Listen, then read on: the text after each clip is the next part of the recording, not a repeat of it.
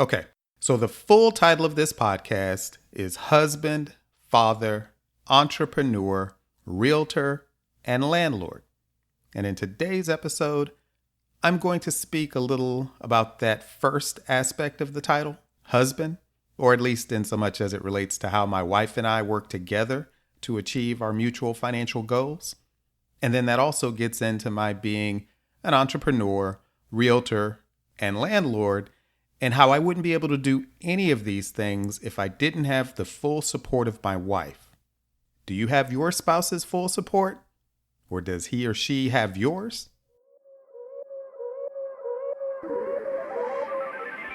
Husband, father, entrepreneur, realtor, a long list of other titles and descriptions, and landlord.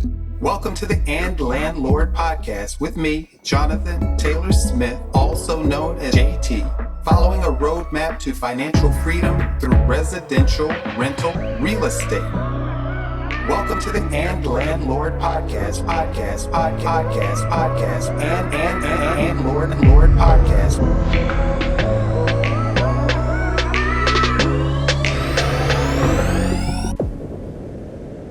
Welcome to episode number 30, being a landlord with, hopefully not in spite of, your spouse. So let me start by saying that my wife is the woman. I got what might be the most important decision of a person's life right the first time, and therefore what will be the only time for me. Let me tell you, the only person who's more blessed in this 19-year marriage than me is my wife, because she really got her spousal choice right. I mean, come on. Now, of course, my wife and I love each other. But if I were to attempt to sum up our marriage in a single word, it would be trust. We trust each other implicitly. The amount of trust that my wife has placed in me over these nearly 2 decades of marriage almost verges into the level of being faith, which then creates a massive responsibility on my part not to betray or even do anything to stress that faith she's placed in me. I've had the full support, trust, faith, whatever you want to call it, of my wife since nearly the very start of our relationship. She believed in and supported me when I would have her packing and dropping off orders for delivery related to my online gift sales business that I started in 1996 before meeting her. It was perfectgifts.com, which I still own that domain name, although the site's no longer online, because she believed in and supported me when I shifted focus away from that gift business over to a new web design and programming business in 1999, just before we got married. And she believed in and supported me when I bought an expensive server to add web hosting services in 2000, with the server, unbelievably now, being in my second bedroom and a rate alert siren that woke us if it went down. When I quit my job in 2002 to go fully self-employed in the web programming and web hosting business, with the servers thankfully now being in a local data center, and just a few months after buying our first house. When I then put that house up as collateral against a $100,000 SBA loan to grow the web hosting business, along with taking on about $200,000 of additional debt for new servers, software, and other equipment the business needed. And she supported me when I started spending money to travel all around the country to attend various trade shows and conferences, networking and investing in my personal education and growth.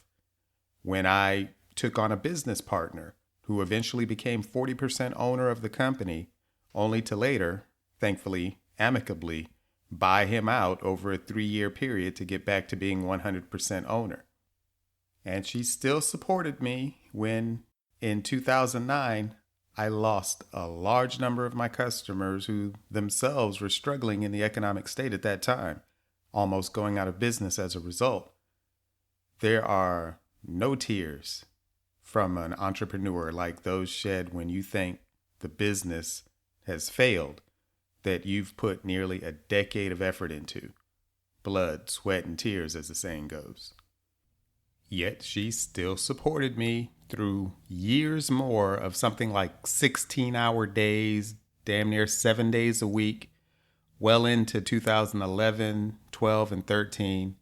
Still supported me when I'm certain I'm so close that just one more conference, trade show, or seminar, one more software system, one more vendor service, one more marketing campaign, one more website improvement, or one more employee would be that solution to the multi-million-dollar business I've been trying to build for over a decade.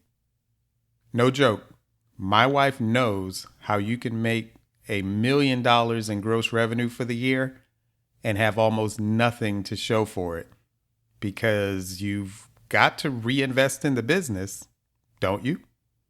I remember watching a Shark Tank episode with my wife, and whoever the presenter was, they had millions in sales, but lost money for the year and had paid themselves little to nothing. Well, my wife had firsthand experience on how that happens. It's not a good feeling and would have brought a lesser woman to a place of outward frustration, if not outright anger or resentment. But not my wife. She still supported me when I tried to sell the business with the promise of a 6-figure job at the purchasing company, but it fell through. And then in 2014, when my business partner buyout was done, sales were at an all-time high, expenses were the lowest they'd ever been, debt was low, and I was able to pay myself a normalized salary with money still left over in the company. Good times. I was also working fewer hours than ever before. Everything was great. When I mentioned I'd like to put this money aside to start a new company buying rental properties. Yep, just when things were going well and we were finally starting to see the payoff of the prior decade of effort, I decided to change industries and start doing something I've never done before. I'm going to be a real estate investor and landlord. Where's my wife in that? Right beside me, going to look at properties. Still believing in me and fully supporting me as I gave up listening to music, which I love, gave up watching basketball and football, which I also love, gave up listening to political talk radio and debating matters of politics with family and friends, gave up watching TV, and started going to a whole new type of trade show, seminars, and conferences, all to learn how to become and excel as a real estate investor and landlord. I was determined that this time it wouldn't take me over a decade to succeed.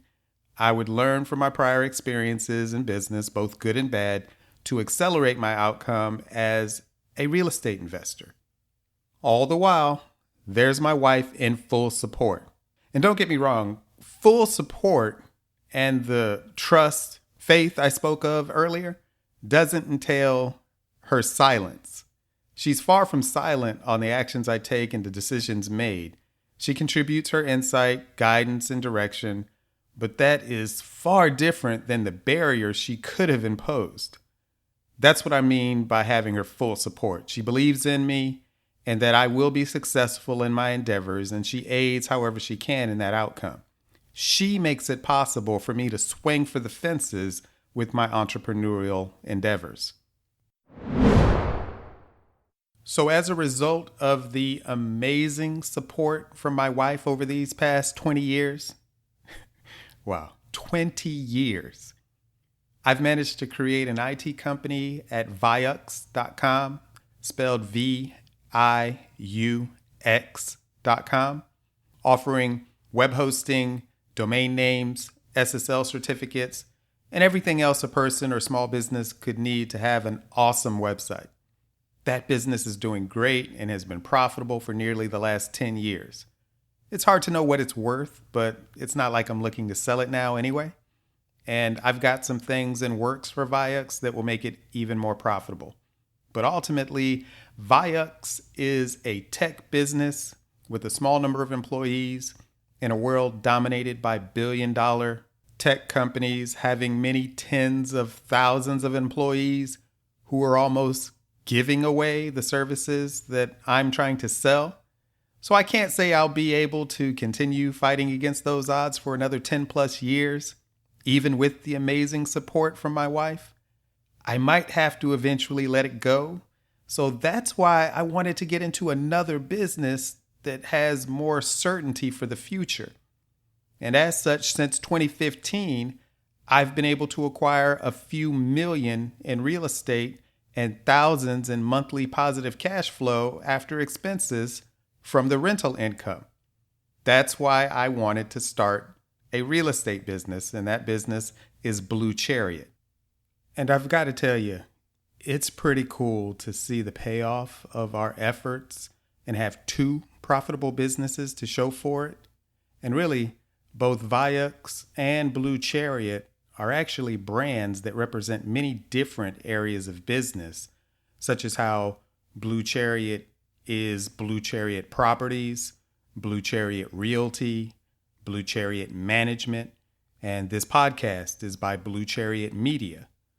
So these have been some of the best years of our lives, but it's not like we haven't enjoyed ourselves along the way. We're just getting back from a trip to Dubai and Egypt in August, and we've taken multiple nice vacations each year since we got married. It's easier to get that spousal support if you're living a pretty good life along the way. And I'm not saying any of this to brag.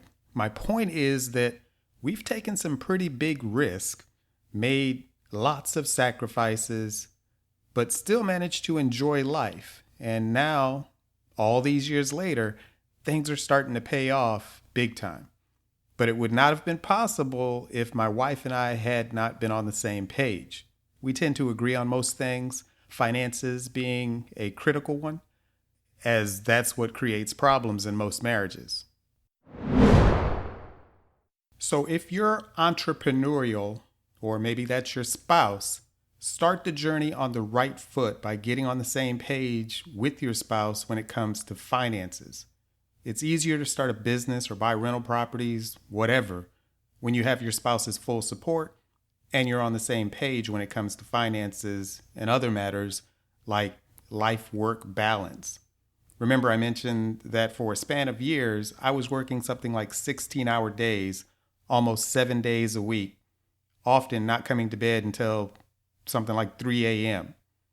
There was a time that even when on vacation, like when we would go on a cruise, I had to go to whatever deck the internet cafe was on and pay per minute to use the internet. This being before cruise ships had pretty much ship-wide unlimited high-speed internet access. It was not uncommon for me to spend something like $350 just on internet access time. How would your spouse react not just to the expense of money, but also the expense of time when you're supposed to be on vacation? And there were many things affected by the fact that I was self-employed. I was able to provide health insurance for myself and employees prior to 2009, but when the downturn hit, that had to go, as did many of the employees. I just couldn't afford it, but I was able to get my insurance coverage from my wife's job. So swinging for the fences on business risk was made easier in my case, knowing that we wouldn't end up homeless if I failed. We had kept our spending and expenses in check such that even though it might not have been pretty, we could live on one salary.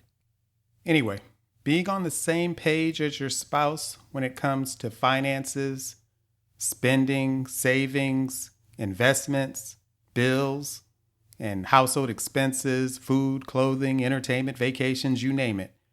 It'll make your entrepreneurial endeavor go much more smoothly. And that assumes you have your spouse's confidence in being able to pull it off. If not, you might want to start addressing that first. Now, since this is the Landlord rental real estate investing podcast, and I'm supposed to be speaking on being a landlord with, hopefully not in spite of, your spouse, let's start talking more directly to that. If confidence is lacking, if you have a bad reputation with your spouse when it comes to business, or maybe they just don't think you're cut out for being a landlord, start working on that first, because they likely also have the typical fears that tenants aren't going to pay the rent on time, that they're going to destroy the property on top of not paying the rent, that you're going to have to evict them. And in between now and then, you're going to get calls at 2 a.m. every other night about a toilet clog or some other matter that gets you out of bed. Trust me, my wife had all those same concerns about tenant troubles. But thankfully, her faith in me overcame them, at least long enough to try it out with one. And that's really all you have to do. Get one. Only one. On top of that, read books, attend seminars, join associations, and listen to podcasts like this one to gain access to the information you need to succeed at being a landlord. And along the way, expose your spouse to as much of it as you can. My wife and I had fun going to look at properties together, especially once I got my real estate license and can enter houses on my own as we went about town. She also attended at least a couple of the seminars with me. But even when I went without her, we would discuss in detail all that I had learned. All along the way, this was something we were doing together, even though directly it was my thing. We're a team. So as early in your journey as possible, get your spouse out to as many properties as possible. Let them see firsthand as you go over all the problems with the property and take notes. Then show them your estimate of the needed rehab and repairs and run your numbers on the property such that they can see how profitable a purchase it might prove to be, or not, as it's also a great confidence builder to see you eliminate properties from consideration that are too expensive or require too much rehab or won't earn enough rental income or any combination of the three and much more. That may or may not result in a great rental property. Seeing you do this, along with attending some of the seminars, watching some webinars, listening to podcasts, it may all build confidence in your spouse that you really are going to be able to make this work. And if you failed at prior endeavors, that you really are going to be able to make it work this time. So even if you've had some past failures or not followed through to completion on some prior endeavors, you can build confidence that this time it's real. And you may be surprised. It may not only be in your spouse in which confidence needs to be built that you can do this. You might need to convince yourself of it as well. The same process will work for both of you. I succeed in everything I do, eventually. But until then, I fail and encounter setbacks just like everyone else. My goal is to fail fast and often so that I can get on to success as quickly as possible. If you learn from a failure that didn't kill you or cause permanent bodily harm, then it was likely a needed occurrence on the way to success. And if you're able to get your spouse thinking along those same lines, it'll make it all that much easier for them to support your efforts. Now, I came to think of failure and setbacks in this manner because to a degree it's just in my nature, but it really came to be my way of thinking as a result of books I've read. Something about hearing a point of reasoning expressed in clear, logical, and undeniable terms has a way of becoming a part of you, especially if it's already there to some extent. For example, the book Rich Dad, Poor Dad is not really all that great of a book, but it puts into clear terms and sound reasoning something that most of us know instinctively already, that you're not going to get rich working 40 hours per week for someone else and following conventional wisdom when it comes to matters of finance. Because if conventional financial teaching were correct, then we'd all be rich. But you can get rich if your spouse is working that kind of job to keep things stable in the household while you swing for the fences for both of you in an entrepreneurial endeavor, like rental property investing, and following a financial plan that's actually proven to create millionaires. Or like me, you can have more than one business. If I had time, I'd start an Amazon business because I would certainly knock that out of the park and put every dime of it into more rental properties. When I had perfectgifts.com all those years ago, most of my sales took place on Amazon anyway. So now I'm a realtor with Blue Chariot Realty and a property manager with Blue Chariot Management, all to make more money so that I can obtain more rental properties with Blue Chariot Properties. And none of it would have happened if my spouse were not in full support and on the same page as me when it comes to finances, what we spend our money on, how much, and what we don't spend it on, savings and investments, life-work balance, and all. Being in sync with your spouse can open the door to all sorts of mutually beneficial endeavors, a great marriage, and a happy life. And not just her. It also creates some great bonding opportunities with my son. While I don't do as much rehab work myself as I did early on, I still like to put up blinds and other minor tasks that I enjoy doing and would otherwise have to pay hundreds for someone else to do it on my behalf. So I bring my son along and give him tasks that fit with his age and size. He's helped me replace outlet covers with the power off. He's even helped me tile a bathroom backsplash. I then occasionally hear him talking about some of the work he's done in my dad's rental properties. I thought I was going to cry when I recently heard him say something like, if you think you can't do something, then you can't do it. But if you think you can do it, then you can. Hey, I'm getting in there. I'm in there somewhere. And how much more likely is your spouse to be in favor of something that they can see is having a positive impact on your child or children, while also building wealth and a better life for them in the process? So get your spouse excited about what you have planned for the coming year, 2 or 3. Whatever obstacles might be in your way, a year or 2 or 3 is certainly enough time to get over them or around them, or just push them aside long enough to squeeze through. If credit is your challenge, you can cure that in as little as 6 months. Ask me how. If you think you've not got the money to buy a rental property, maybe you don't. Or maybe you do and you're just not aware of it. Believe it or not, that is possible. Or maybe you don't even need any money, or as much as you think you do. Listen to last week's episode on lease options, and I'm sure I'll eventually do an episode on seller financing. But get your spouse excited and get them reading certain books along with you, like Rich Dad, Poor Dad, or Secrets of the Millionaire Mind. These and many other great books for changing mindset are listed on the books page at landlord.com/books. And if you and your spouse are not on the same page when it comes to finances, saving, and investing, then you've both got to read The Richest Man in Babylon. It's an amazing book for changing how you handle your money. And if getting your spouse to read a book like that would be harder than getting them to try skydiving, something I am going to try one day, then get a subscription to Audible and bookmark specific short sections, just little segments that you would like for them to hear.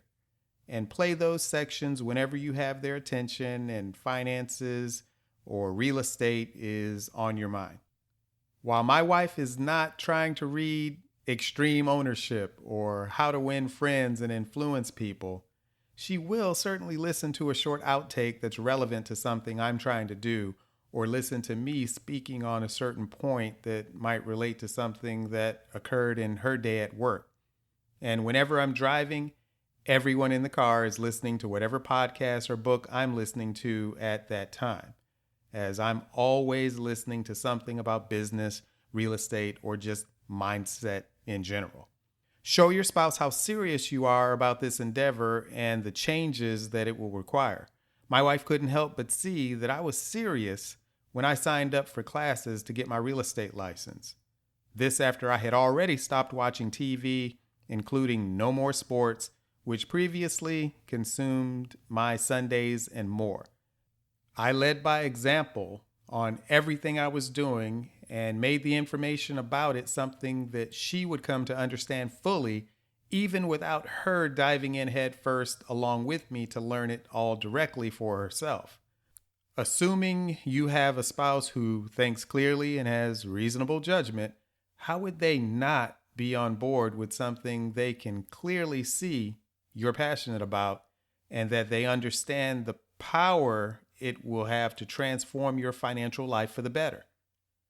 If you said, hey, we're going to save $20,000 over the next X years, and once we have it, we're going to use that to cover our 20% down payment, $16,000, and closing costs, $4,000, on an $80,000 investment property purchase. I've learned how to get a lender to give us the other 80%, $64,000 of the purchase price, plus 100% of any needed rehab expense. So let's say the needed rehab is $50,000 to result in a property that's worth $180,000. We'll have $130,000 invested, but we'll create $50,000 of new value. We then rent this house out for $1,500 a month before starting the refi process. So we then refi the house at 75% of the new $180,000 value, taking out a new loan for $135,000. This is enough to pay off the original rehab loan of $114,000 and get back our original $20,000 investment. There's even $1,000 left over to reimburse us for interest payments on the original rehab loan prior to getting it rehabbed and rented. So then we own a cash flow positive rental that has an infinite ROI since we've gotten all our money back out. A perfect BRRRR deal: buy, rehab, rent, refinance, repeat. But even if such a property is only worth $155,000 after rehab instead of $180,000, and you can't get your $20,000 back out, is it really that bad? Let's say you're making $200 a month in positive cash flow. That's $2,400 per year divided by $20,000 times 100 equals 12% ROI. That's awesome. But what if you're making $300 a month, which is not uncommon? Well, that's 18% ROI. So failure to pull off a BRRRR that returns all your investment means you are, quote, punished with a 12% or even an 18% ROI. And no joke, I have returns on money I've left in properties that's 3 times that.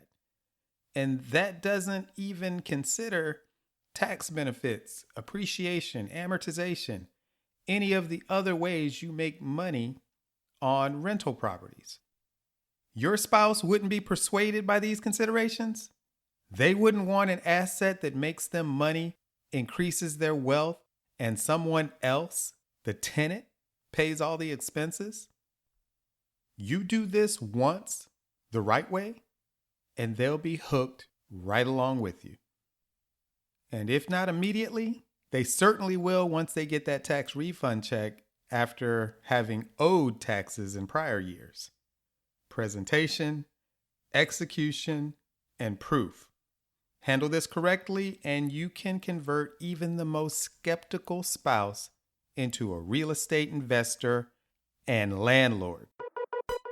Thank you for listening to the And Landlord podcast with me, Jonathan Taylor Smith, by Blue Chariot Media, following a roadmap to financial freedom through residential rental real estate.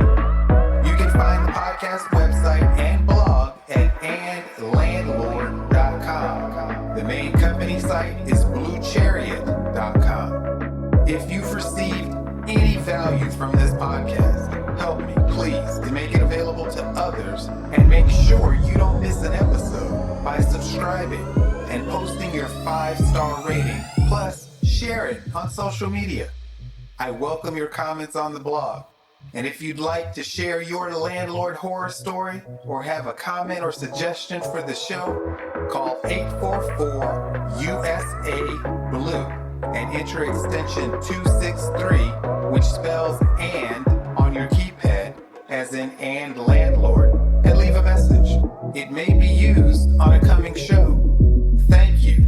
Be all that you are. And landlord.